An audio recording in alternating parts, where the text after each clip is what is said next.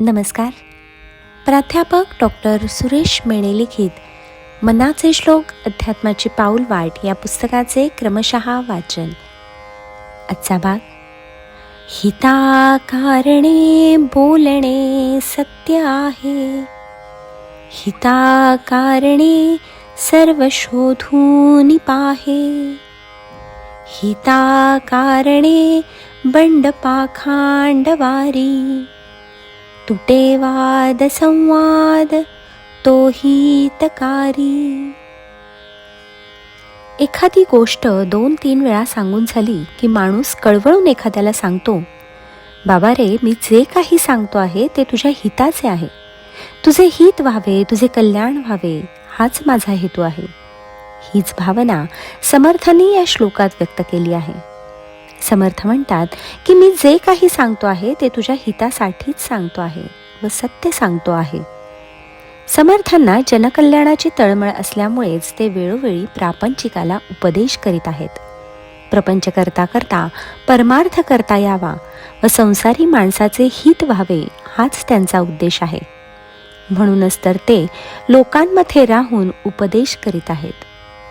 समर्थांनी आचारातील आणि विचारातील बंड म्हणजेच द्वेषभावना, थोतांड, लबाडी, पाखंडीपणा व त्यातून येणारी नास्तिक बुद्धी याचा त्याग करण्यास सांगितले आहे.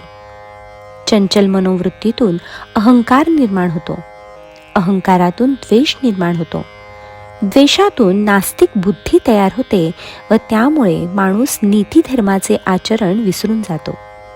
यासाठीच या सर्वांचा त्याग केला तर अंतःकरणातील क्षुद्र भावना, अहंता यांचा नाश होऊन मन शुद्ध होईल व निश्चितपणे पवित्र विचार ग्रहण करण्यास अनुकूल होईल.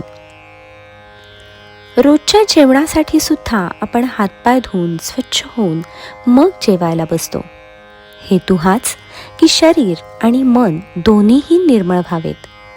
त्याचप्रमाणे समर्थांनी सांगितले की पाखंडीपणाचा, द्वेषबुद्धीचा त्याग केला पाहिजे व आपले अंतःकरण शुद्ध केले पाहिजे. शुद्ध अंतःकरण झाल्यानंतर तुझ्या हितासाठी तूच मार्ग शोधला पाहिजे, असेही समर्थ दुसऱ्या चरणात सांगत आहेत. हिताकारणे सर्व शोधून पाहे. तसेच याचा दुसरा अर्थ असाही आहे की मी जे तुला तुझ्या हितासाठी सत्य सांगतो आहे, याविषयी तुझ्या मनात काही विकल्प असेल, संशय असेल तर तुझी तूच खात्री करून घे व तूच तुझा मार्ग निवड. कारण समर्थांनी आत्तापर्यंत परमेश्वर प्राप्तीचे अनेक मार्ग आपल्याला सांगितले आहेत. ते सांगत असताना त्यातील मर्यादाही आपल्याला स्पष्ट केल्या आहेत. हे सर्व लक्षात घेता रामनाम हेच सत्य आहे व तेच प्रापंचिक माणसाच्या हिताचे आहे, हे समर्थांनी वेळोवेळी ठासून सांगितले आहे. असे असून सुद्धा ते आपल्याला सांगतात की बाबा रे, तुझा मार्ग तूच शोधलास तरी चालेल, तूच तुझी खात्री करून घे व तूच तुझा मार्ग निवड. पुढच्याच ठेस मागचा शहाणा, ही म्हण जरी खरी असली तरी अनुभवाचे बळे रुची येते, हेच खरे. अनुभव घेतल्याशिवाय, प्रचिती घेतल्याशिवाय माणसाचा विश्वास बसत नाही.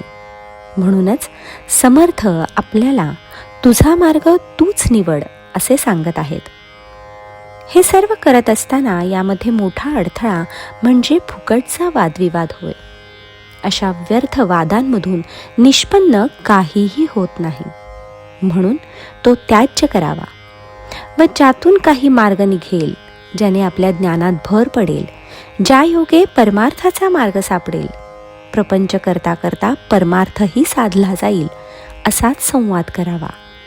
हाच उपदेश समर्थांनी आपल्याला केला आहे. जय जय रघुवीर समर्थ.